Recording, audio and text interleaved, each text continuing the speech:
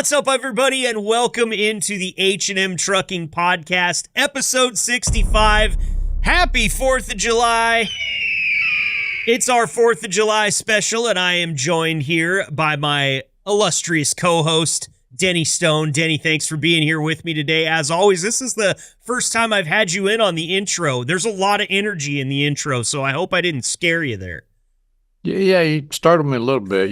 You get too excited. That's the only way I can stay awake anymore, Denny. And plus, if you're watching right now on the YouTube video, you might be looking at my eyes and wondering what happened to me today. It's just the allergies. I woke up feeling like I did about 1 or 2 rounds with Tyson and caught a couple of hooks. They were almost swollen shut. So I apologize for that. But also, if you're watching on the YouTube channel, you will notice that the iconic ice white custom H&M Trucking hat that I wear every single episode is not on the top of my head right now, Denny. I'm sure you noticed that right off the bat. Yeah, I thought you got a new cap there, bud. I do. My first trip ever out to H&M, long before that hat was ever made or even concepted. I walked into H&M to meet a bunch of people, and Eve said, "You want some merch?" And I was like, hell yeah, I do. And this great Stars and Stripes H&M trucker hat that she gave me seemed perfect for the 4th of July. I agree. And I like your shirt that you got on too there. You got yourself a little patriotism going on with the red, white, and blue and the Lone Star there on your chest. This was actually it started out with sleeves, but they've long since gone away. Way back in my radio days, one of the things I organized at a station I worked for was we called it the Mounted Posse.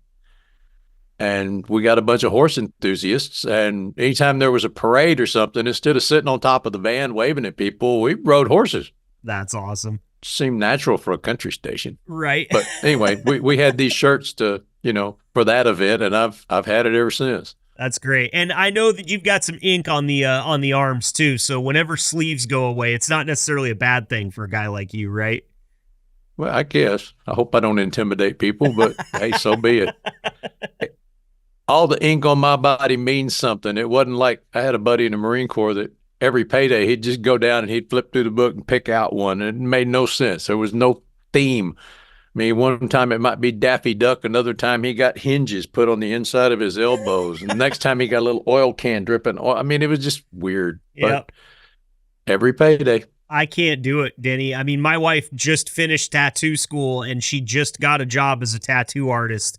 At her shop, they do Walk-In Wednesday, where for Wednesday you can come in, give them $50, and they've got a whole book full of what they call flash art. And right. That's just it. If I would be in that tattoo parlor for 5 hours trying to find something that meant something to me to just get that $50 tattoo. And I had to tell her when she was in training, she needed a bunch of guinea pigs. She had to do, I think it was 50 tattoos before she could finish up school. And I said, I'm sorry, I just can't have random art on my body. I said, I got a notebook for you to doodle in if you'd like to doodle, but they've got to mean something to me. So I've got some in the works, Denny, but it's going to be a little while before I end up with a full sleeve over here on the left side, which I know that you're pretty decorated up. You've got a full sleeve, don't you? I'd call it 3/4 maybe. Okay, so and almost half sleeve on the other side. Yeah. The only clip art or flash art that I've got was the original, the bulldog with the USMC behind it or below it. That was 1975, my very first one, and we had a weekend off. I'll try to make this quick, but we had a weekend off, which was rare. So 4 of us loaded up. The guy I was telling you about, they got one every payday. His favorite tattoo guy had moved from Cherry Point, North Carolina to outside of Fort Bragg. So we loaded up. We drove all the way halfway across the state, got something to eat, grabbed some beer, got a hotel room because it was too late.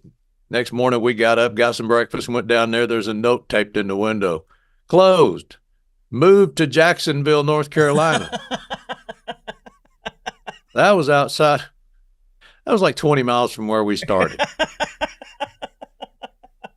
It sounds Cherry like Point's a fun here, road 20 trip. miles away is Lejeune, Camp Lejeune. He was outside of Camp Lejeune.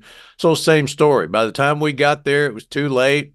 Sunday morning we got up, everybody had hangovers. Nobody was going to get a tattoo. I'm like, no, after this weekend ordeal, somebody's going to get ink. So I went down there and picked out this bulldog, and he starts poking me with those needles, and I must have been jumping all over the place. He told me to hold still a couple of times. He finally stuck something in my hand, and if somebody gives you something, you grasp it. Yep. Well, I looked down just as he pulled the pin out of a hand grenade. He goes, now, hold still.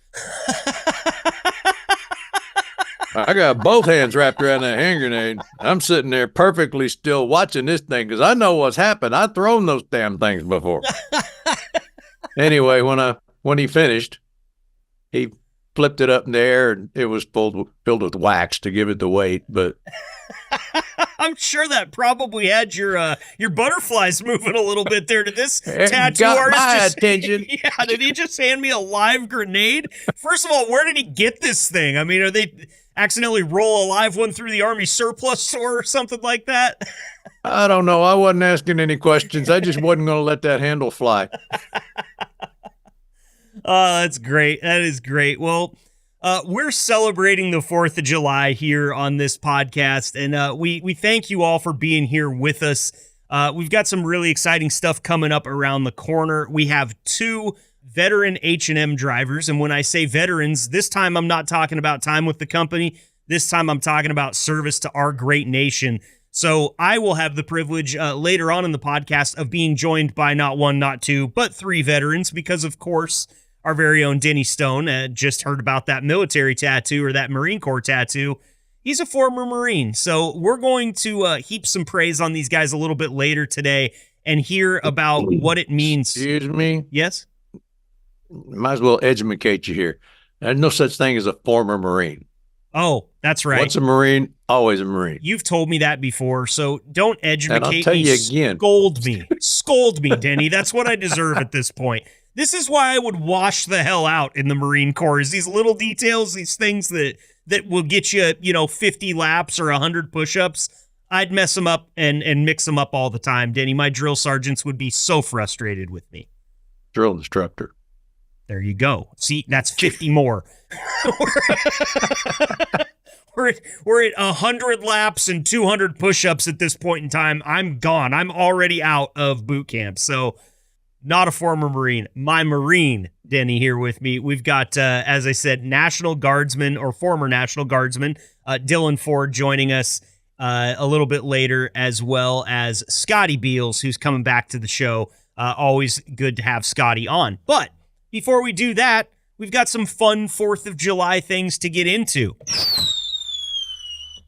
And I've got my bottle rocket sound, so we're good to go. Denny, I wonder, for a guy like you, you're down there in Texas, lots of American pride down there. How do you like to celebrate your 4th of July? Are you give me the biggest fireworks and let me make some explosions type of guy? You a hot dog on the river type of guy? You fishing? What are you going to do? I'm going to sit and hold my dog that's scared to death of fireworks. Yeah, yep. He was born in August. The following 4th of July, we were parked at the Midway truck stop in Missouri. And they call it Midway because it's almost exactly midway between St. Louis and Kansas City. Mm-hmm. And they had a fireworks stand across the street. Somebody went over there and must have spent his whole paycheck on firecrackers and bottle rockets and whatnot. And hours and hours and hours he set those things off right behind our truck. And ever since then, Gilly is scared to death of them. So that's too bad. Yeah. So he sits and trembles and pants and looks at me like, Daddy, make it stop. It's really weird, man. The corgis, they are, if I can be, say, cooking dinner and have my cell phone in my pocket and my cell phone will bump our oak cabinets and just make a little thump. And those dogs will light up for 5 minutes barking because they think somebody's at the door or somebody's in the driveway. They bark at the littlest thing. But for some reason, when the explosions start around the 4th of July, those dogs are as calm and cool and collected as they've ever been. And, Ashley and I have tried different things because we thought they were going to be scared. We used to turn the TV up pretty loud or watch a movie or something that had, some explosions and things like that if we weren't out doing something. But the corgis just never really, they haven't had one go off real close to them. And I think it's important to note that I live in the very green state of Oregon that has outlawed anything that goes up in the sky. We cannot have any bottle rockets, nothing but fountains and ground blooms and snap pops, if you will. Sparklers are okay, but you can't buy an M80 in this state. You can't buy a blackjack or a black cat, whatever they call them, those little M100s. Anything that explodes is illegal here. And to be honest, it's probably for good reason, Denny. Our state catches on fire a lot in the month of July, and we have had numerous forest fires and wildfires that have been started by fireworks. Actually, some of the legal fireworks that are available in this state are to blame for burning down Civic Stadium, which was a 100-year-old baseball stadium that our local farm team, the Eugene M's, played in for my entire life and more. That place was an institution here in Eugene. They were remodeling it so it was open. They had holes in the fence. A couple 13-year-olds went in there with some ground blooms and burnt the entire iconic space to the ground. So while I'm a guy that loves the explosions and loves watching fireworks and really gets a kick out of lighting them off, it's boring in Oregon on the 4th of July unless you're willing to break the law, which to me, it's kind of like I'm celebrating freedom while breaking some of the laws that make me not quite as free as maybe I should be. So I've kind of backed off the fireworks here lately. It's easier to get away with, too, when you're in a very small rural community. Back when I was at home in Northeast Oregon, you can get away with a lot bigger sky bombs than what you can out here in Eugene when everybody's just waiting for somebody to light one off and go find him. So I will be celebrating, but I will probably be just hanging out. And I like to make a steak. I don't know what it is about the 4th of July and steak for me, but I've always been a big ribeye guy. I got like a 2-inch thick ribeye that my wife and I are going to share that's going on the grill for the 4th of July. Sounds good. We're going out for ribeyes tonight. Oh, nice. That's awesome. Well, you can relish in the fact that Denny and I will be 2 Americans full of ribeye here within the next few days. So really looking forward to it. Probably won't be lighting anything off. I know. I'm not as patriotic as I should be, but there's a bunch of kids in the neighborhood, and I always let them use, we kind of have a driveway that is in like the end of a loop. And I always tell the kids in the neighborhood, like, hey, if you need to, use our driveway a little bit, we're a long ways from cars. You can light them off there. So I'll probably get a kick out of watching some kids get excited about some things and run around and scream a bit, but it'll be pretty tame. Not on this podcast, though. This podcast, we're pulling out all the stops. I actually have here, Denny, 10 4th of July facts for you. And these are, I went for I thought, it makes sense. 4th of July, we do fireworks. Let's go for mind-blowing facts. I'm not sure any of these are going to make your head pop off your shoulders, but I certainly had fun searching for them and compiling them here. So the very first one, which is one I wonder if you're familiar with, and I bet you probably are, but the Continental Congress actually voted for independence of this great nation on July 2nd, 1776.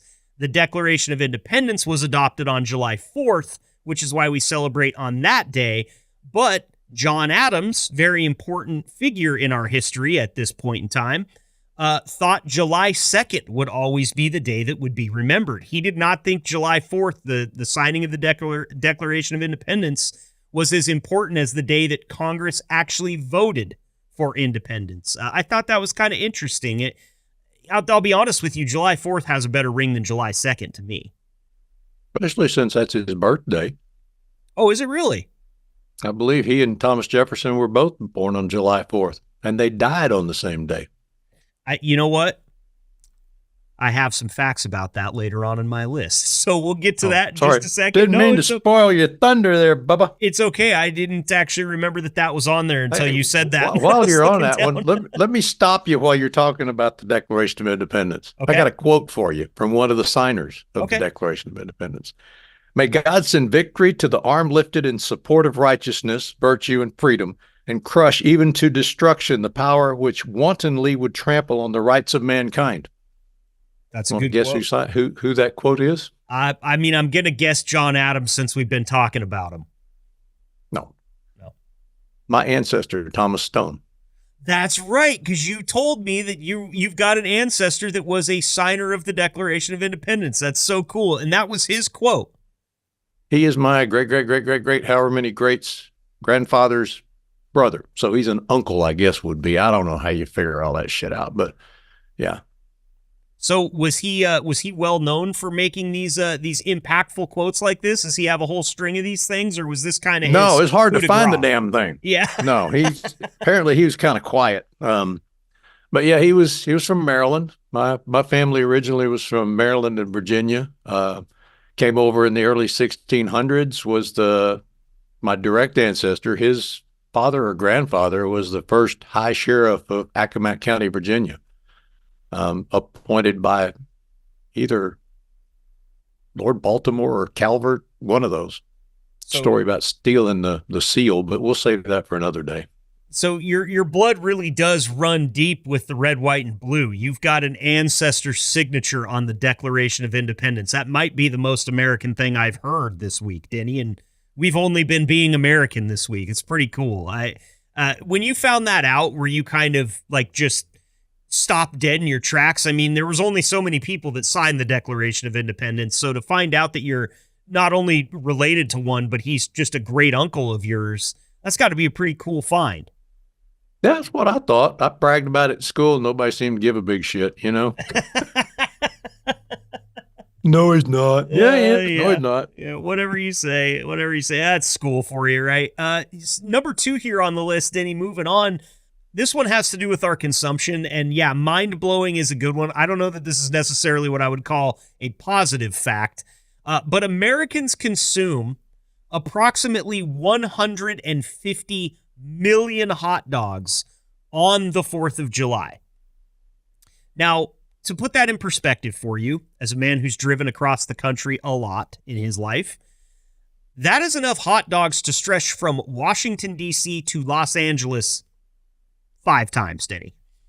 I would, it doesn't surprise me. I mean, we've got the hot dog eating contest and the whole thing, but 5 times from LA to DC with a hot dog. What are hot dogs? 6 inches long, 5 inches long. I mean, everything's getting smaller these days. That's crazy to me. 150 million hot dogs. I can't tell you the last time, and this might be the most un-American thing I say on this podcast today. I can't tell you the last time I had a hot dog on the 4th of July. It's never really been a have-to-do thing for me. I have a complaint about hot dogs. Okay. Not to be negative, but would one day in time, sometime in the future, maybe before I die, would the people who make hot dogs and the people who make buns get together and have a discussion? Put the same amount of buns anyway. Okay, I'll shut up now. No, I'm going to tack on a little bit here because there is one great institution in this country that's figured it out, Denny, and that is Costco. If you go to Costco to buy your hot dogs and Costco to buy your hot dog buns, not only will you find an evenly distributed hot dog and a bun that fits it perfectly, but the buns and the hot dogs come in the same count in the package, which is another giant travesty. You get 6 hot dogs per package, but you get 8 buns. Why? This is something that Costco, at least where I'm from, has figured out. And I actually had a friend as a kid whose parents bought him this little, he could tow it behind his bike, but it was called the Weenie Wagon. And that kid funded 4 years of college and 4 years of medical school by just pulling out his Weenie Wagon for 3 months during the summer each year, ride that thing downtown to Enterprise, Oregon, and park it at a gas station. And he got all of his hot dogs from Costco. And that was where I figured it out. Where do you find bun-length hot dogs that are this good? Costco is your answer. Wow. You got a membership? Are you a Costco guy? We have a membership. I'm wondering, do I have to buy 100 of them to get the deals though? I think it's somewhere in the neighborhood of like a couple dozen maybe, but so you might be able to buy a year's worth of hot dogs for just one trip to Costco. I don't know how many you're eating a day, but hot dogs are, hot dogs have always been kind of a baseball or a football game thing for me. Sporting events is where I get into the hot dogs, but 150 million down the hatch this year on the 4th of July. Number 3 here, back to talking about fireworks just a little bit. Each year, Americans spend over $1 billion on fireworks. Surprisingly, the majority of these fireworks are set off by individuals rather than fireworks displays, meaning that all those big ones that we all look for each year, the ones that we all gather at the lake or at the farm or at the stadium, those are like a drop in the bucket compared to the amount of explosions that Americans will individually cause over the 4th of July. I thought that was pretty cool, although I am a little bit sad because one of the fireworks shows I used to go to as a kid at Wallowa Lake up in the Wallowa Mountains in Oregon, probably one of the most beautiful settings to see a fireworks show in my humble opinion. They struggle every single year to get people to donate enough money to where they can still have that fireworks show. And there's been a few times where they've closed it down because they didn't get the funding they needed. Man, we're in Oregon. Your fireworks that you're buying at the stand are hot garbage. Go put that money into the big display so we can all go out and party together. That's just my 2 cents, which I did not donate this year, so probably not the right guy to be talking to about it. But number 3 on the list, early celebrations. The first organized 4th of July celebration was held the year after the Declaration of Independence was signed, 1777 in Philadelphia, which included fireworks, bonfires, and a parade, despite the ongoing Revolutionary War. I love this fact, Denny. Americans can celebrate America even when they're literally trying to rip America from the grasps of the British.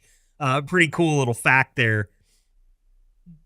I always think about it. Were the British just completely dumbfounded by what all the people that left Britain came to the continental United States and turned into?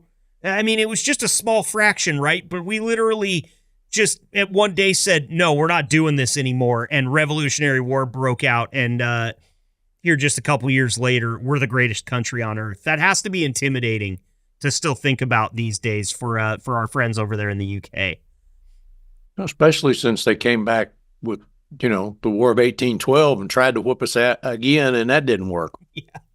Yeah. Get out of here. Just go away. Just beat them back. But, and not mistaken, the War of 1812 and then the Civil War, those are the last 2 wars to take place on American soil. Is that correct?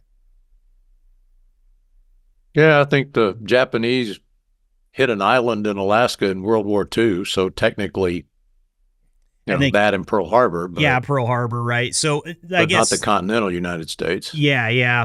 I guess that's one way to look at it. So okay, but still, I'd say we've got a pretty good track record since 1940s of keeping people the hell away, and we got to deal with our own problems, all the wackos that we live around.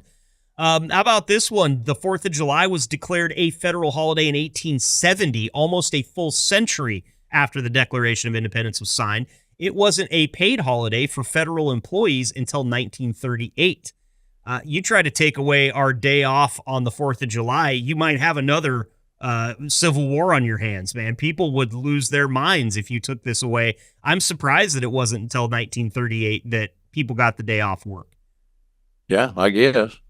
Nothing surprises you these days, huh, Denny?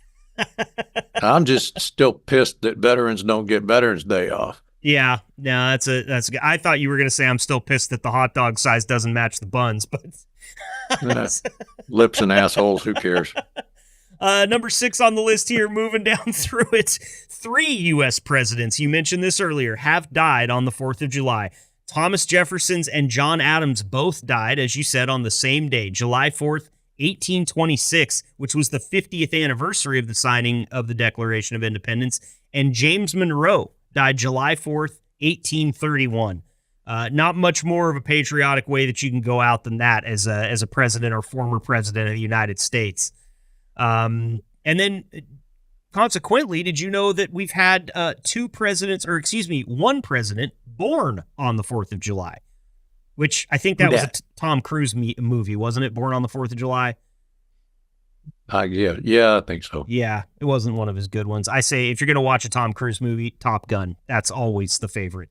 Days of Thunder, close Did second. you hear what Nicole Kidman said after they split up? Now I can wear heels again.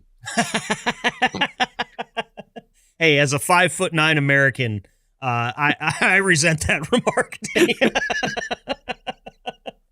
Number 8 here on our mind-blowing 4th of July facts. We got flag facts. Did you know the current design of the American flag was created by a high school student? Robert G. Seems like I did hear something about that. Yeah, 1958. This was part of a school project, and President Dwight Big Dick Eisenhower, as we've called him on some of our Trucking Up History episodes, if you've listened to those, he selected this flag from student Robert G. Heft. But get this, Denny, the kid only scored a B- on it. You created an iconic American tradition that still stands 70 some odd years later. It's the same design, and your high school teacher gave you a B-. Do you think that guy ever went to a high school reunion and was like, hey, Mr. Smith, you know what we're going to salute today when we do the Pledge of Allegiance, you bastard? I mean, I would have been all over the guy. I would have never let him live it down. A B-. Horse pucky, Denny. Interesting fact, though. Also, the Liberty Bell. Here's number 9 on the list. Every 4th of July, the Liberty Bell in Philadelphia, people think it's rung. This is not true. The Liberty Bell is merely tapped on the 4th of July because that big crack is indeed a big crack, and the more you ring a bell, the more it cracks. They're really trying to preserve that piece of history. I thought that was interesting. It is rung. Do you know how many times they tap it? I hope not 50. Nope, but it is. It's similar to 50. It's 13 times for the original 13 colonies. And finally, on our list of mind-blowing facts here, which haven't really been all that mind-blowing, but fun to talk about all the same, in Seward, Alaska, there is a famous mountain marathon race held every 4th of July. And I put this one on here because you're a marathon runner, Denny. You're one of those guys that can get out there and just go for miles and miles and miles. This is simply a 3-mile course in Alaska, but it has a 3,022-foot climb in elevation. Man. Is there any place in Texas where you can climb 3,000 feet in elevation, Denny? Maybe out in Big Bend, I think there's a 7,000-foot peak, but I don't know if you could run up it. I think it's just a sheer granite cliff or something. Yeah, you'd have to stick to the side of it and climb up. Well, there you go. 10 sort of, kind of, maybe mind-blowing facts to help us celebrate the 4th of July. And I know that you prepared something for us, too. You already read one of your quotes there, which was a great one from your ancestor who's a signee, on the Declaration of Independence. But what else have you got for us today?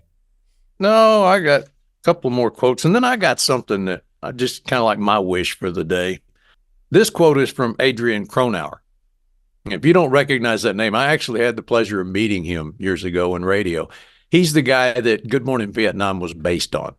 Gotcha. He's the Robin Williams character that was a DJ in Vietnam. He said, the American flag represents all of us and all the values we hold sacred. I like that quote. Yeah, that's a good one. Very simple and straight to the point. And this one from Ronald Reagan, freedom is never more than one generation away from extinction. We didn't pass it to our children in our bloodstream. It must be fought for, protected, and handed on to them to do the same. That's another really good one. Another really good. You really pulled out some quotes. We should have just given you the top 10 list and let you do all the great quotes because so far you're knocking them out of the park here. I love these. Oh, you made me feel so good. All right, you want my little write-up thing here? Yeah, I think so. Okay. Y'all be patient. This is a little lengthy, but my wish for America is that we as individuals exercise our right to support the candidates of our choice. Then, after the election, to not be Democrats or Republicans, left or right, black or white, gay or straight, to simply be Americans and work together toward common goals. That we and our elected officials vote for the issues instead of voting to block the other party, the other viewpoint, etc. When our parents and grandparents were in the midst of the Great Depression and World War II, they focused on the betterment of America, joining together to get the job done, and our nation bounced back and prospered afterwards. The only time I've seen us work together since was after the tragedy of 9/11, when for a time we were all Americans again, working toward a common goal. My wish is to turn a deaf ear to the divisiveness that politicians and the media barrage us with, and remember the struggle of which our great nation was born. To educate ourselves not by mass media, but on our own. Do your own research. Reflect on and give each other the right to their individual viewpoint and to be friends anyway. That's what America means to me. That is really good, Denny. I'm giving you a round of applause for that one. So well said. The fact that you can't speak your mind anymore without worrying about what blowback may come has been something that I've struggled with for a long time. And I do remember, I was right in the middle of my formative years when 9/11 happened. And I can tell you from experience that I've never seen a more patriotic time in our country's history while I've been alive. And that's equal parts encouraging and heartbreaking when you think about it. You don't like to see that many innocent lives lost on American soil from such a terrible act have to be the turning point that makes everybody remember why we appreciate this country the way that we do. And it makes me hope, Denny, that we don't have to wait for another one of those to happen before we all join hands across America again. Well said. Very well said there. Very well said by you as well. I do want to ask you, because this is something that we'll get into here with our military veterans that we're going to talk to here in just a minute, Scotty Beals and Dylan Ford. Make sure you stay tuned for that. It's a great conversation with those guys. But something that I want to make sure and ask you, Denny, as a Marine, not a former Marine, I'm learning. The push-ups are tearing out my shoulders, so I better.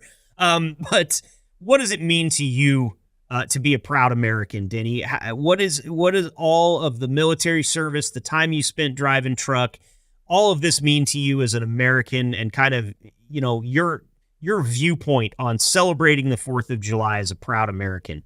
That was a terrible question, but I'll let you answer it anyway. Well, I think I just kind of summed it up with that. I really would love to see our nation, the people which make up our nation, stop. They present us with these choices. Well, I don't like those choices. I think the ballots ought to say none of the above. And if none of the above gets more votes than the other guys, then they got to shuffle the deck and do it again, come up with some better candidates. They give us this, and basically it's the lesser of two evils. That's where I stand on the candidates. With issues or with legislation, I would love to see them vote on, say, if we're going to help Ukraine, then let's vote on helping Ukraine. Put road projects and tunnels and this, that, and the others. Quit tacking this shit on there. Vote on that issue. Anyway, so that's kind of but I also think, since I am a veteran, and they keep talking about cutting Social Security, cutting veterans benefits, but yet at the same time, they're talking about, let's pay off student debt. Well, how about to pay off your student debt, you sign on the line to be willing to put your life on the line to defend this country and what we've built. If you want us to pay off your 4 years of college, then you put in X number of years in the Army, the Coast Guard, even the National Guard, whatever, but you serve. Don't just pay off their debt because they got a degree in advanced basket weaving. If they didn't have a plan, if they can't get a job or they won't take a job, that's not my damn problem. Don't cut my Social Security. Don't cut my veterans benefits so that we can pay off your lazy ass because you sat on the couch and played freaking Nintendo for 4 years. Okay, I'll stop. As somebody with a political science degree from a liberal arts college, Denny, I feel equal parts represented and attacked by what you just said. But I will tell you, I paid off all of my student loans. That's all money that I spent, and I was happy to do so. But well said there, Denny. We don't talk about this stuff very often on this podcast because we want to talk about the positive things. We're here to educate, inform, and then entertain. It's tragic from a media standpoint. I hate the fact that the thing that sells the most it's still this, controversy is the only thing that we want on. We get these people arguing, they'll stick around. I would like to see that shift back to let's get the facts out of our news and let's make our own decisions and have, discussions rather than arguments. There's been a lot of people that have great people that have sat around tables for centuries in this country and figured it out. They haven't beat the shit out of each other to do so. And I feel like we're in a real stretch of beating the shit out of each other, whether it be verbally or physically. And it's not the way we're going to solve these problems and make this nation the greatest nation on earth as it still stands and as it will be. But, I can't help but thinking in 2024, we got our work cut out for us. Maybe that's just the election year blues, Denny, that I feel constantly in all of the vitriol that you see spewed out every day. I want to take today and make sure that we get our time to say our piece, but also we're just welled up with American pride today. The only reason I think that you sound the way that you do there is a little bit pissed off about this stuff is because you are a proud American. You've seen what this country can be at its absolute best, and you want it to be back there as soon as possible. I don't know if that's a good summation of what you said, but I feel that coming out of the words. Well, I'm a tad older than you. I mean, I came along the tail end of Eisenhower. So I remember as a child, the interstate highway system was just being born. It was just really getting going. We were still on 2-lane blacktop roads. And, Eisenhower saw what Europe had, what Germany had built, and brought it over here and said, hey, we need to do this too. There was a lot of building going on. They had come straight from the Depression into World War II, then came out of World War II. And America was prosperous again. People were happy. There was a middle class. Now it seems like there's the upper crust and the rest of us. The middle class is pretty much gone because we're the one paying the bill. There's the people that are, whether they truly need it or not, the people that are on welfare and public assistance, and we're paying for that. And then there's the ultra rich that can afford all the lawyers and banks of, lawyers to get them out of paying taxes. So they're not paying their fair share. So it's the middle class. It's you and me and the people that get out and work for a living. And we're footing the bill. That really could change. If that could change, we would have a middle class again that would be like the 50s and 60s. If you go back and watch, for instance, A Christmas Carol, where everybody had a car, everybody had a decent house. It wasn't a mansion. It wasn't a McMansion, but they had a nice house to live in, and they had money to buy Christmas presents and stuff. They didn't have to worry about whether they were going to pay the electric bill or buy diapers this week. We could get that back for the middle class if taxation would be equal. I say equal. If they would tax the people that can really afford it and quit putting it all on us. Right. And give us the opportunity to buy 300 million hot dogs on the 4th of July. We could get back and forth between D.C. and L.A. 10 times if they would just put a little bit more scrape in our pockets, Denny. But all jokes aside. They told that guy he can't eat the hot dogs for Nathan's anymore. That's not fair. I don't know what the deal is with that. I didn't really pay attention. Yeah, Joey Chestnut, an American icon for shoving hot dogs in his gullet. Yeah, but still an American icon. It's all a sponsorship deal. That whole thing is about a sponsorship that he has from another hot dog company that says, we're not going to let you eat Nathan's. Well, newsflash, other hot dog company. I just found out there was another hot dog company. I thought they were all Nathan's this entire time, as they should be. Let Joey Chestnut eat. Leave Joey alone. That might be actually the most American thing I say on this podcast today. Let Joey Chestnut compete. I wish I were an Oscar Mayer wiener. And I'm not old enough for that one either. Oh, I saw the Wienermobile once, Denny, and I just about fell out of my chair. It's a really cool rig. If you get lucky enough to see that thing cruising, I'm sure you've seen it a ton of times out there on the road. Quite a few times. There's more than one, though. Did you have a weenie whistle when you were a kid? I don't think I did. That was the one that missed me. And I'll tell you, I rail my parents every 4th of July. Why didn't you have me 20 years sooner so I could have a weenie whistle? Haven't gotten a good answer on that one. All right, everybody. We know what to get him for Christmas now. I'm just babbling at this point. He wants a weenie whistle. I'm fine with that. Keep that up here for the next 5 months. He wants a wiener to blow. I better stop. Is that one going to make it past editing? We don't know, but we'll find out. We're going to talk to Dylan and Scott next. Hang on.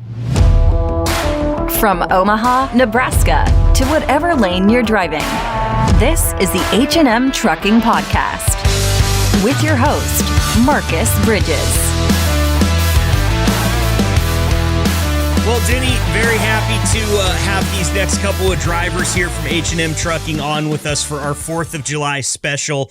The patriotism is just oozing right now out of every single orifice that we have, and I just love this, man. It's fun for me to, throw on some blue. I'm always in neutral colors. I'm always wearing black or gray on this podcast. If you're watching on YouTube right now, I'm in bright blue, and it's because, the shirt's got red, white, and blue on it. I'm just really feeling the 4th of July energy right now, Denny, and I notice you've got yourself on a red, white, and blue shirt as well. Yeah, no sleeves because I still have no air conditioning. Yeah, so there's your update on how sweaty Denny is right now. The answer is very, but that looks like the Lone Star there on your breast from your shirt there. Is that a Texas shirt? Yeah, I would say so. But yeah. It's going to be American today too. So okay, well that works. Well, please welcome to the show here.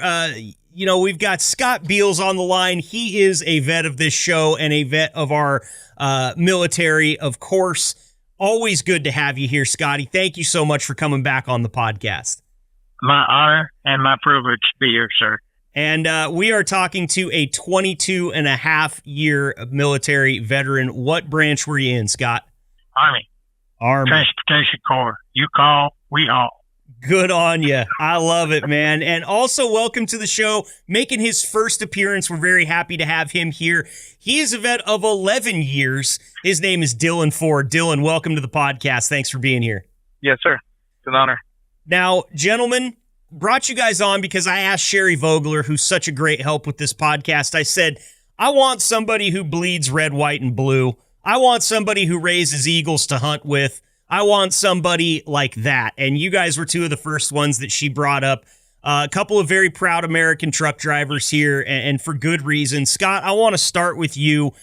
Throughout your 22 and a half years of service in the Army, as you said, Transportation Corps, you've been hauling things for this country from the very beginning. Is that true? Yes.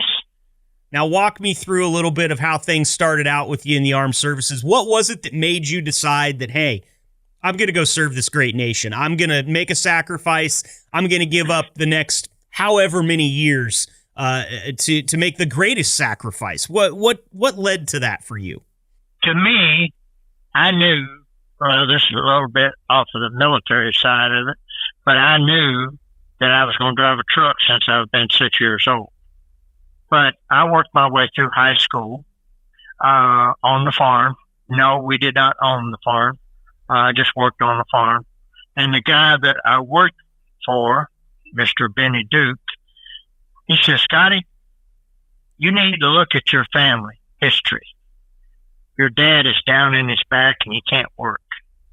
Your uncle is a drunk. Is that what you want in life? And he says, you want to drive a truck? I said, yeah. He said, okay.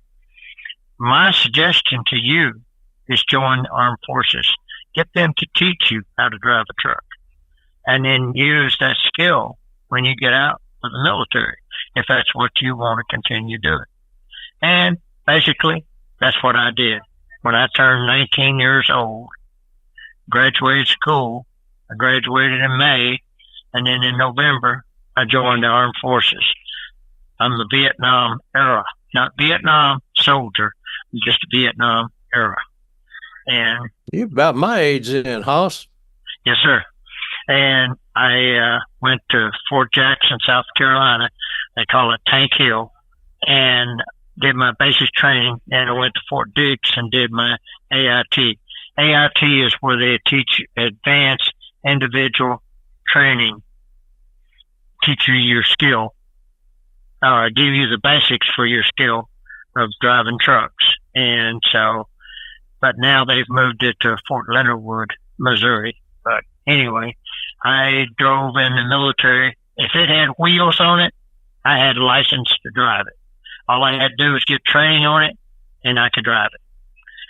In my military career, I drove an M1 tank just for fun. I didn't get to drive it in battle. And I bet it was pretty fun, huh? Yeah, it was. I was used to military tanks having laterals. That's how you steer it. You stop one track, and the other track comes around. But, this truck, this tank didn't have that. It had kind of like a steering wheel. You could almost be laying down and drive the M1 tank, and it was fun. So I bet. Well, that's pretty awesome. I wonder, because I've been doing some research in the lead up to this episode. Did they give you any history on the Red Ball Express during World War II and what those men did for the World War II effort after the beaches of Normandy were stormed? Any history lessons on those guys and what they did for this country? Yeah, I heard. I was a member of the 37th group my last 2 years actual active duty. And their history about the Red Ball Express was, their motto was really, I don't think I could say it on a podcast, but anyway, their motto really was, you call, we haul it. And they did. They hauled everything to the front lines or anywhere it needed to go, including rations, ammunition, weapons, troops, anything. And we put it simply, we called it beans and bullets.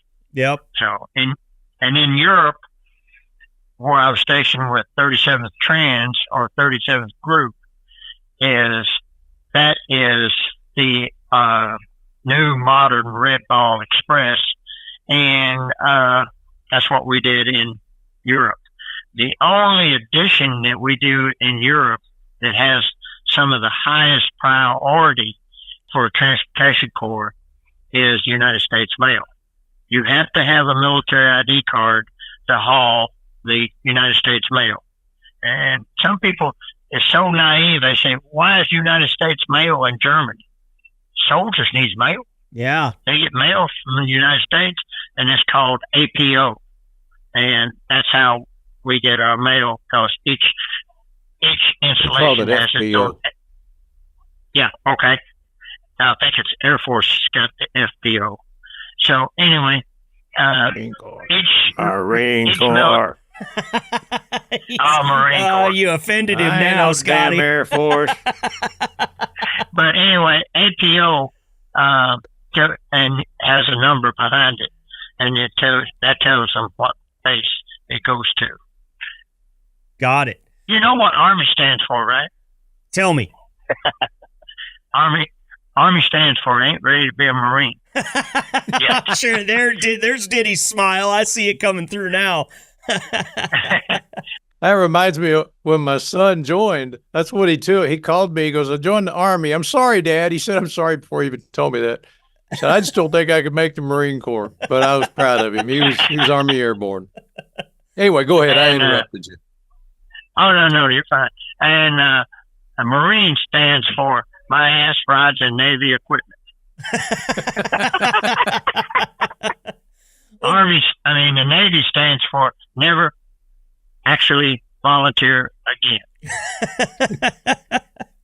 Well, I've got another branch here for you, and we're going to talk to Dylan. Dylan, thank you for being patient here, listening to some of Scotty's story, and we'll get back to you, Scotty, too, because we want to no problem. Hear more from you. But welcome to the show, Dylan Ford. Now, Dylan, you spent 11 years in the National Guard. Is that correct? Yes, which is I was in it's a branch off the Army, just a little bit different from the federal side of things, though. The Guard is, each state owns their own Guard, and basically, whereas the Commander-in-Chief of the federal side, or the Federal Reserves, or the active duty would be the President, my Commander-in-Chief, my first-line Commander-in-Chief would be the Governor of the state, but it still falls under the United States Army. And which state were you involved in the National Guard with? Originally, I started in Alabama, and then I wound up moving over to Louisiana, and I got out last year after 11 years with the Louisiana Guard. Well, that's amazing, and thank you both. Before I forget, because obviously this is a lot of what we're going to talk about today. Thank you both for your distinguished service. Regardless of the branch, we love our vets here on this podcast, and we know that a lot of you truck drivers out there are vets. We welcome a vet every single damn day on this show in Denny Stone, and there's just, I hope that it comes over the airwaves, but if it doesn't, know that everybody here behind the H&M Trucking Podcast has a tremendous degree of respect for our veterans, and we appreciate everything that you guys have done for us. Dylan, can you tell me, it's kind of like same question I had for Scotty there, what was it that bubbled up inside you that made you decide, hey, I'm joining the National Guard, I'm going to do this thing? So my grandfather passed away in 2011, and he actually served 3 tours in Vietnam. He was drafted, and a very smart man, but he had due to some injuries, he was 100% disabled. But he passed away in 2011, and I said, I want to find a way to honor him, and I think joining the military was just the way I did it. In some aspects, I wish I went active duty, but I'm proud of my service in the Guard. But it was just a way to honor him and just, keep the legacy alive. That's awesome. I love to hear that's so important to you. Anymore, I feel like a lot of people don't really pay mind to their legacy and pay mind to their heritage. As Americans, it can be real easy to get caught with what's right in front of your face and kind of forget where the whole thing came from. I mean, I try to think about it around the 4th of July all the time. If it wasn't for, I believe, my great-great-grandfather stowing away on a boat and getting across the Atlantic and away from Germany, I wouldn't be here today. And so, that type of thing, when people decide to honor their family in ways like that, I think it's very, very cool. And also just, it's a sacrifice. We talk about this when we talk to our vets. You guys are making a sacrifice. Even though you're not active duty, Dylan, and you could still go out and do various things, the National Guard, I'm sure, still took up a lot of your time. And I'm wondering what kind of things you got involved in over the years with the National Guard. I mean, we hear National Guard come out all the time for various things. Over here in Oregon, one of the ways that we utilize our National Guard very frequently, and it will start here in just probably a couple of weeks, and that is during forest fire season. If it wasn't for the National Guard coming out and helping out some of our wildland firefighters out here, this whole damn state would burn down in the summer. So what type of stuff did you get involved with during your service, Dylan? Being from down south in Alabama, Louisiana, and other areas like that, one of the biggest things that we have is a lot of hurricanes down there. And we got activated, numerous times for hurricanes, a lot, especially if there was anything catastrophic. We went out for various missions with that, whether it be just standing guard over a shelter or just making sure that we didn't get vandalized, because they had set up a lot of locations for people to get food and water and stuff like that. And as crazy as it sounds, people will steal and vandalize even when they don't need to. You know what I mean? Mm-hmm. I did that. I actually helped out during COVID a little bit. We had a COVID warehouse with supplies and vaccinations and stuff. And I also had I don't know if it's really a privilege. It's not really a good one, but I did have the privilege of going to Washington, D.C. after the January 6th riots. Went up there for a 10-day activation to assist with the inauguration and everything. Wow. And I'm sure that was probably a pretty crazy thing to sit there. You're at a presidential inauguration. Doesn't matter who's going into office. That's a big deal. For us, I was so not to misconstrue information that anybody's heard, because a lot of the information that was given out that was wrong. They had actually provided us with hotels every night and everything, but our station point when we came in the morning was down in one of the parking garages.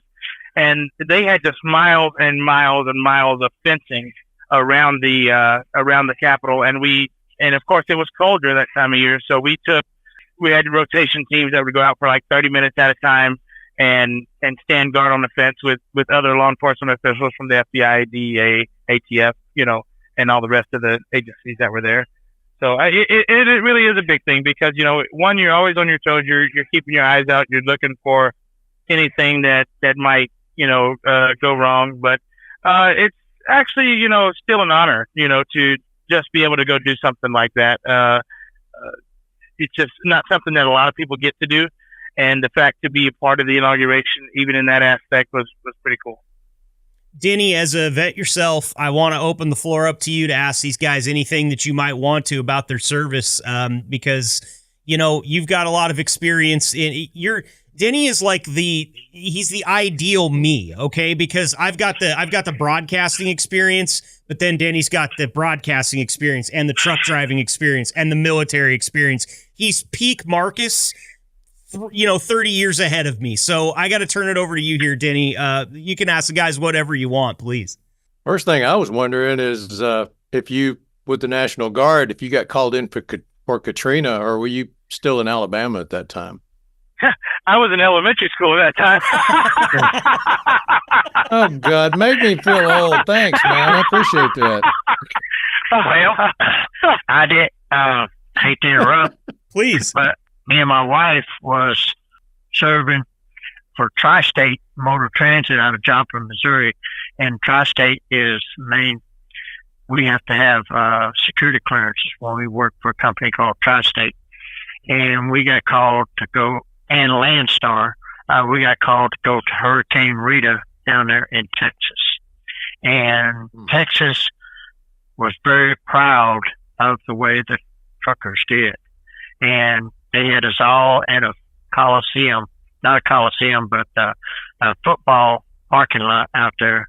And they had over 3,000 of us. And then us guys and girls that had security clearances, we had to go around and turn another trucking company's Qualcomm system onto where the government could track it, because they wanted to keep track of where the rations went. And then they took us down the freeway to Corpus Christi, Texas, and put us in an airport. And you don't know how important the freeway is until you see something like that. The state troopers, city cops, county cops took everybody off the freeway, and we all went to Corpus Christi, Texas, just as fast as our trucks wanted to go. And they escorted us, gave us what they call a presidential escort all the way down to Corpus Christi. Well, I asked one of the state troopers down there, I said, well, you're protecting the truck drivers to keep us from mingling with the civilians. He said, nope, we've got it. You got it in reverse. We're keeping you guys safe from civilians. We don't want to happen here what happened in Katrina. And every time we went out to deliver rations, water, ice, or anything to the population, police escorted us. We didn't stop at no stoplights. We didn't stop at no stop signs. They escorted us where we had to go, and they gave us instructions before we left. Do not get out of your trucks. We will break the seal. We'll open the doors. We'll take everything out of your trucks. And the National Guard, Texas National Guard, was there, and they give everything to the civilians. And he said they wouldn't let them out of the trucks, out of their cars, to thank us. But they thanked us personally, thanked us for what we do. Man, I bet you could get real used to not stopping at stoplights, no speed limits, not having to get out of the truck. I mean, that sounds like the ideal trucking job, Scotty. Yeah, it was fun. And they fed us, and they took care of us. They had laundry for us. We had B rations for lunch, kind of like sandwiches, potato chips or something like that. And then they gave us something to drink. Wow. And they gave us something to drink. And we had A rations for breakfast and supper. But lunch was B rations. Hope I didn't take up too much of your time. No, we got plenty of time here. Denny, do you remember Hurricane Rita? Were you in Texas at that time? No, I was in Florida at that time. I remember the year that 3 hurricanes came through, and we just hunkered down with friends. We've been through so many of them, living along the coast most of my life, that besides the precautions, obviously you have to bring in supplies. And, we would pack a hurricane kit every year at the beginning of hurricane season and have all that stuff except perishables. But the main thing as far as safety is to not try to ride it out alone, and don't be stupid. Amen. If you're with friends, you've always got somebody. I mean, maybe you get hurt, but there's somebody else there to help or find help. Funny story, doesn't apply to military or July 4th, but one of those hurricanes came through that year. I just bought a new top for my Jeep. Now, for y'all that don't know me, I think I'm on my 7th or 8th Jeep. I kind of like them. You're a Mopar guy, huh? But I bought a brand new top for the Jeep, and I could just see limbs lashing it and whatever. So I thought, well, they've got plugs in the floor, so I pulled the plug so the water would drain out, and I put the top down and lashed it down. I figured it was all good. Yeah, not so much. The water blew up under the dash into all the electronics, and that Jeep was never the same again. So live and learn. My wife just shook her head at me. She said, I told you to put the top up.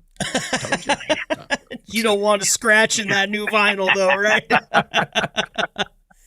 Well, that's great. Dylan, I want to get back to you here because, just to go away just a little bit from our military service here, a couple of interesting facts about you. Sherry told me that you're quite the singer, and I think what she was trying to get me to do was to put you on the spot here on the podcast and maybe have you belt out some God Bless America or something like that, but I'm a better person than that. Not going to do that to you, but I do understand that you've got quite the voice on you, and you've also got a YouTube channel. If somebody wants to listen, they can look up and find you there on YouTube. Is that correct?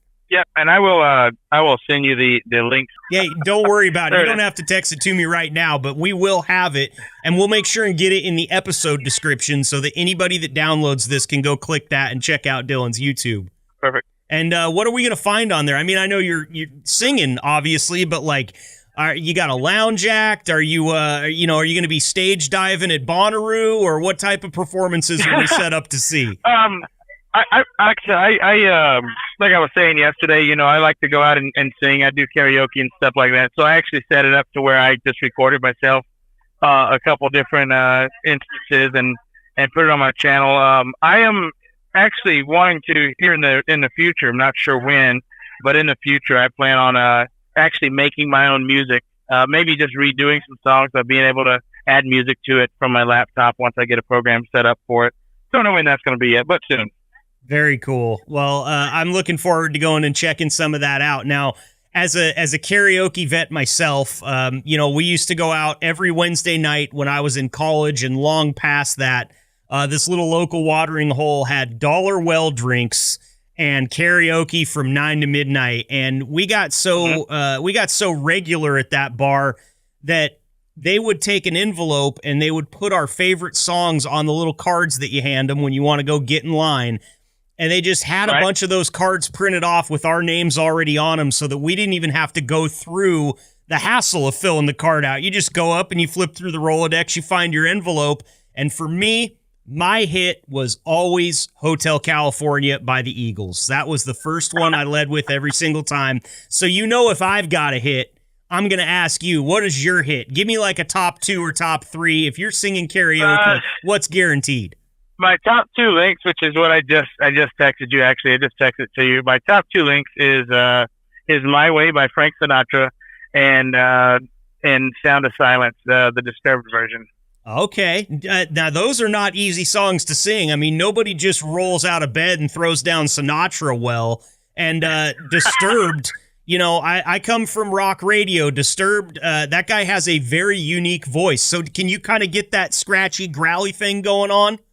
I wouldn't say that it's the same, but I can tell you this, that I've had a lot of standing ovations in bars.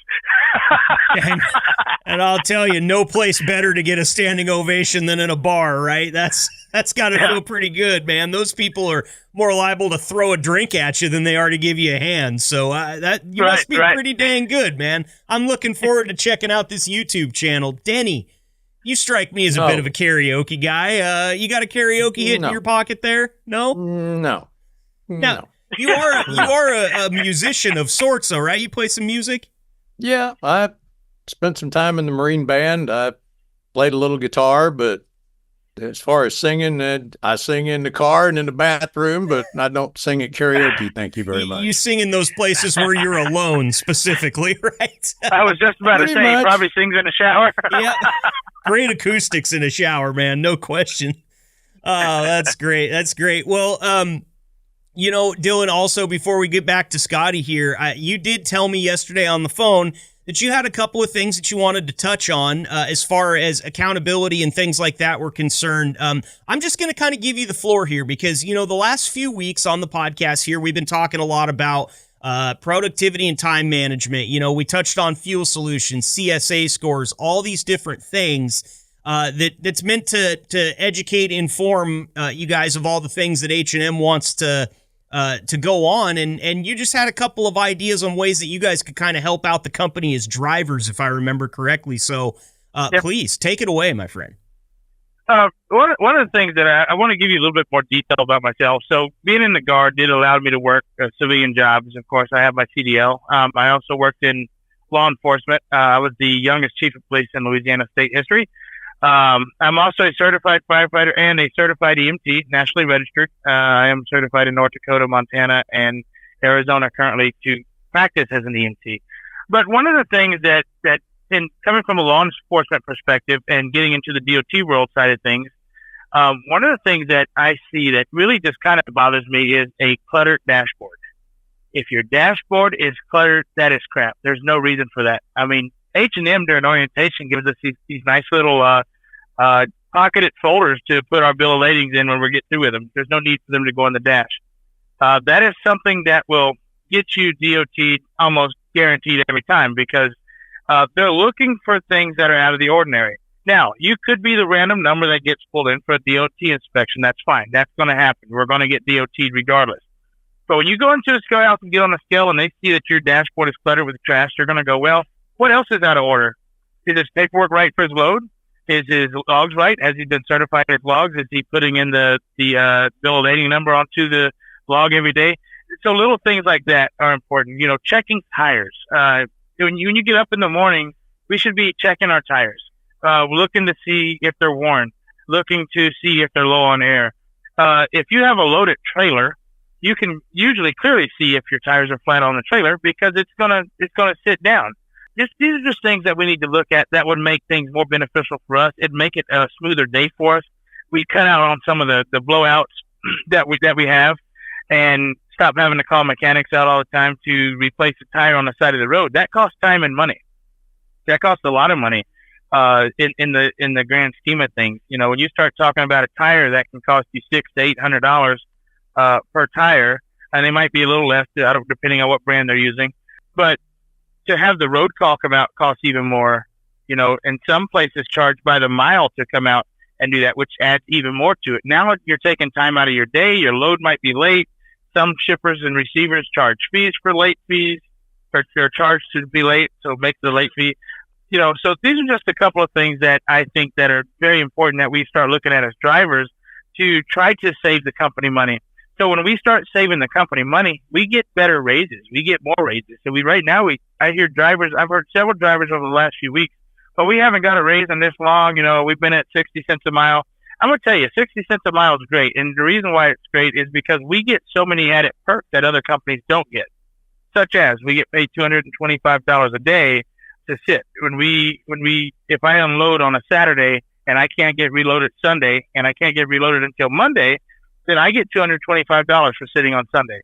That's a beautiful thing. Most companies, I know some companies only pay like $50.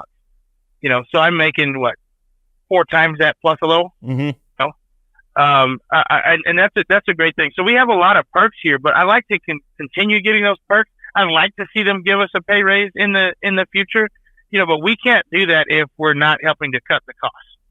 Absolutely. Very well said. Scotty, I wonder what your thoughts are on what Dylan just had to say.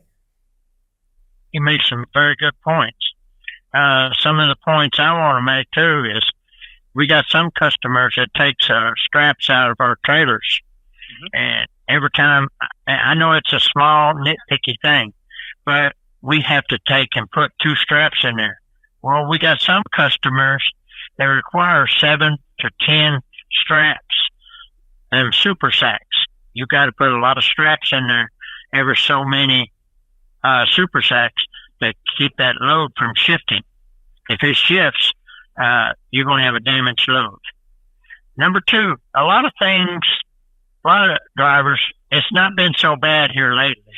But when I first signed on with H&M, which it's been almost 4 years ago, is they was cranking their landing gear, cranking it so hard when they drop the trailer, it may be empty and it may be easier for them to crank it, but leave an inch to an inch and a half leave your landing gear that far off the ground and drop your airbags, unhook from the trailer. So when your next driver hooks up to the trailer, when he backs in there with a full airbag, it raises the trailer up, makes it much easier to roll the landing gear up.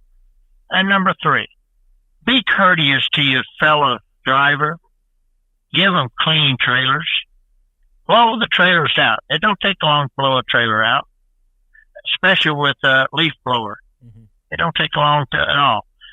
And we're doing a lot of work for Pella, and Pella has special hookups in the side of our trailer. They can bag those up and give those back to H&M so they can ship it back to Pella. And the Pella customers are very good to us, and they have given us a lot of work when we've been at first. And be friendly to your fellow driver. Don't be unfriendly to him. I've had a driver with H&M.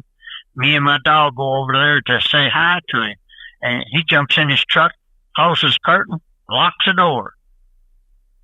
What kind of courtesy is that? Must have been having a bad day, huh? And it must have been. I don't care what kind of day I've had. I'm courteous to my fellow H&M driver or fellow drivers. It doesn't have to be H&M. It doesn't have to be H&M. Sure. Right. I completely agree with what Scotty's saying there. It is important that we are kind to each other because, in all honesty, when you're out here on the road, we're all we have. We have each other. And it used to be a lot of the old school drivers that I know and talk to, they will tell you that it used to be that way where we looked out for one another and they would stop and check on each other, and sometimes, and I don't do it often, but sometimes when I'm at the yard, if I see another driver, if I'm going somewhere to grab something, eat or something, I may even say, hey, do you want to go with me or do you want something? There's nothing wrong with that, and honestly, you could change somebody's whole day by making that simple gesture because you might be having a bad day. We all have those. We all have a bad day every now and then, so I completely agree with you, Scotty. And the newer drivers don't believe in the CB radios. That was one of the first social media we had back them days.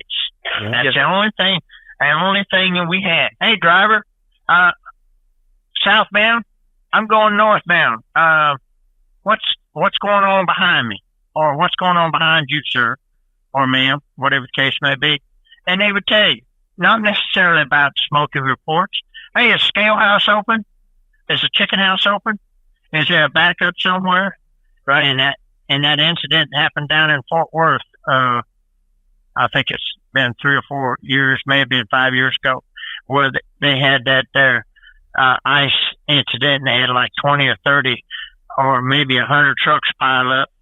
If they had a CB, hey, you want to be careful. There's a pile up going on down there.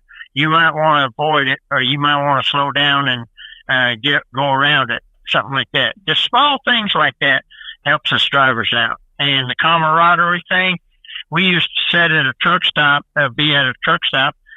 in a big old round table, and we used to tell each other what's going on behind us or in front of us or whatever the case may be. So little things. It's gone.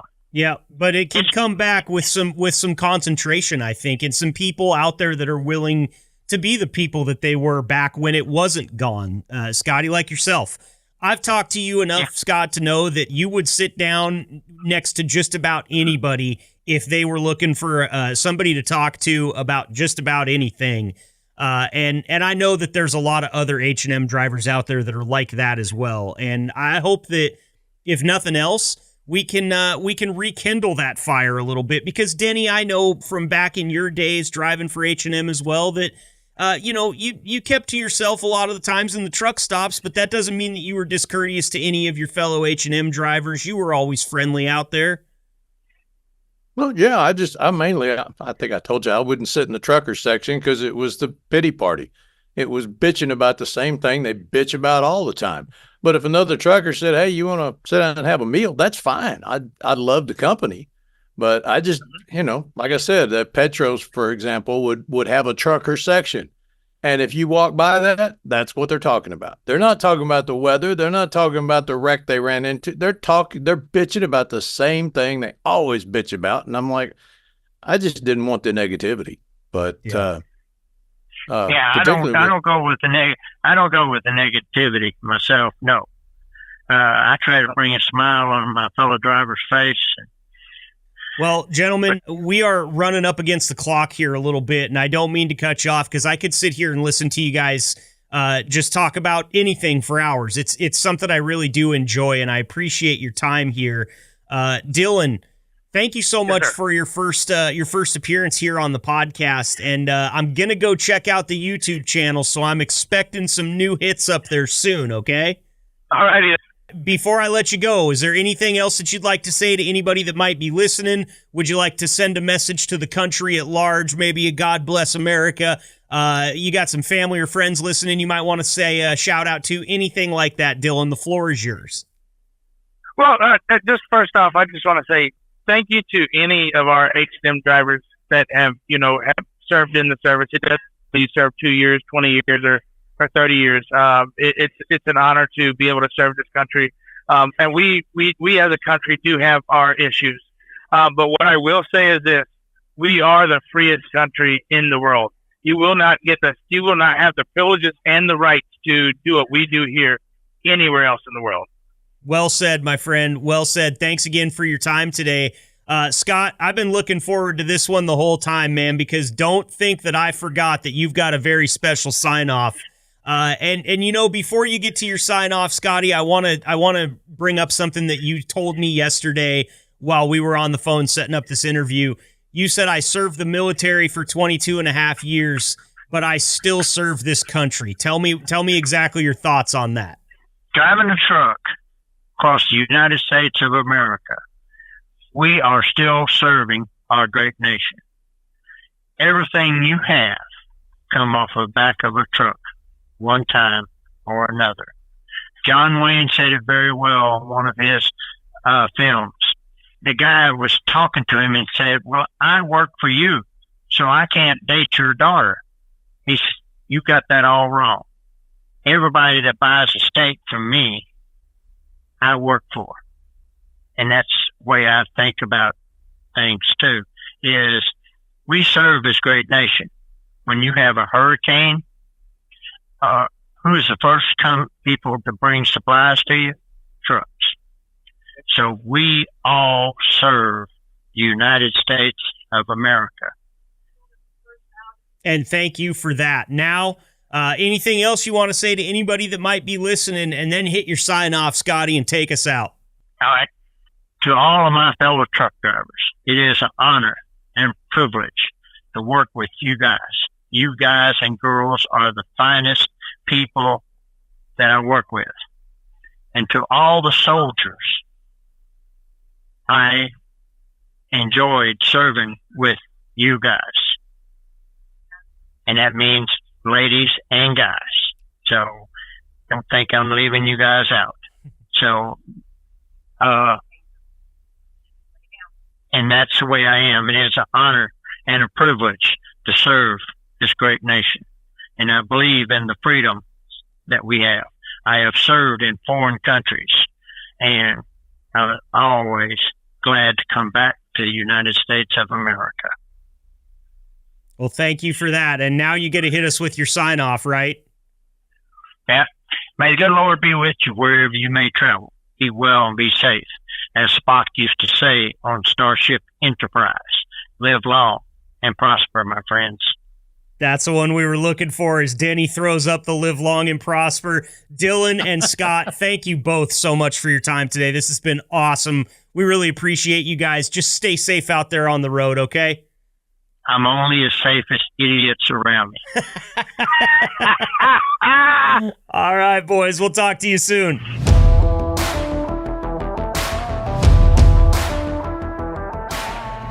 All right, H&M Trucking, we're going to wrap it up on that. Great stuff there from Scotty, Beals, and Dylan Ford. Really appreciate those guys joining us today and just telling their stories, talking about what it means to them to be a proud American, and what a great episode this has been. Got to thank Denny as well. This is just, it's not often that I just step back and kind of purposely well up with American pride, and I need to do that more because it makes me feel good. I do believe that this is the greatest country on earth. I do believe that we are the freest nation in the world, and there are a lot of really good things that come with that.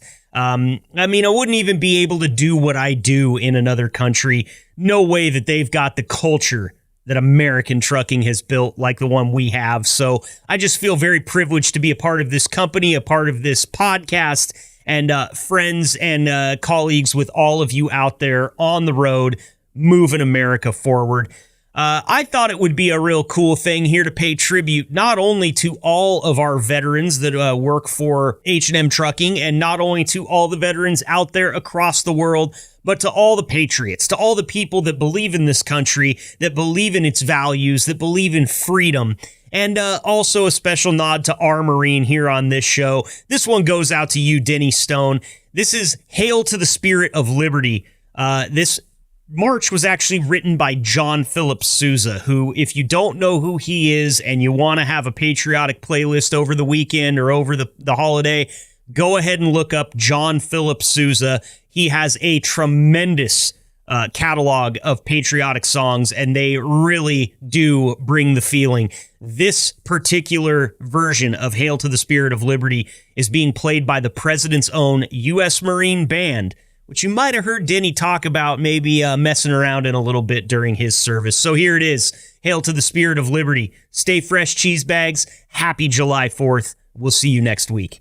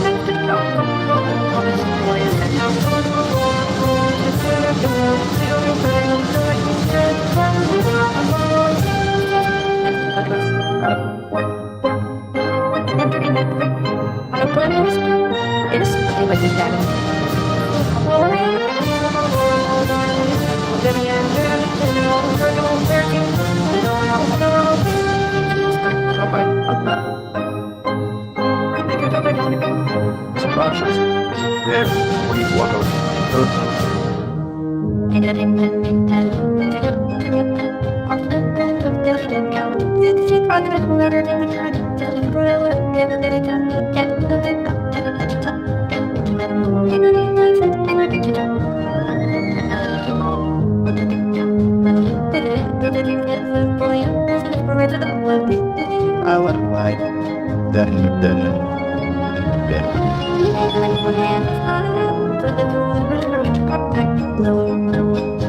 Although you need you to like that.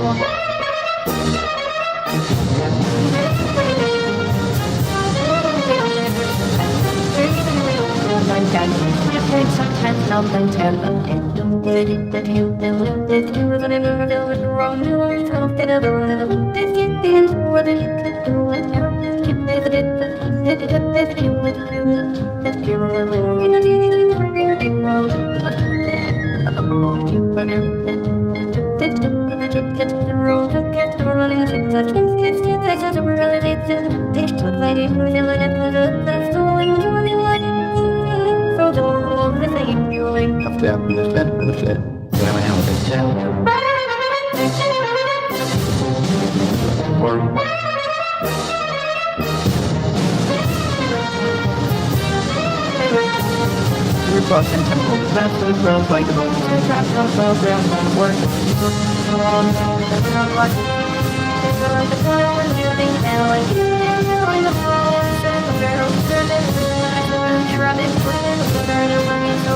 I